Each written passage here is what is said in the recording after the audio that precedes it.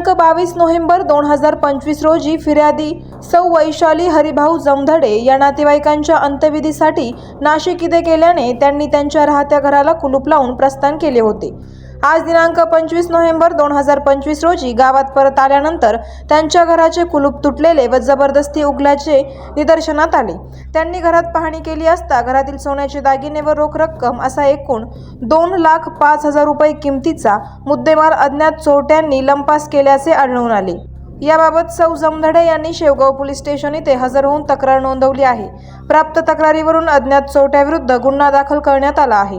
घटनेचा पुढील तपास शेवगाव पोलीस स्टेशन कडून सुरू आहे। आवाज जनतेचा न्यूज प्रतिनिधी विजय मगर। करायचा आहे लाईव्ह कार्यक्रम किंवा आहे कसले आंदोलन जनसामान्यापर्यंत पोहोचेल आपला हक्काचा आवाज, आवाज जनतेचा। बातमी व जाहिरातीसाठी संपर्क करा स्क्रीनवर दिलेल्या नंबरवर।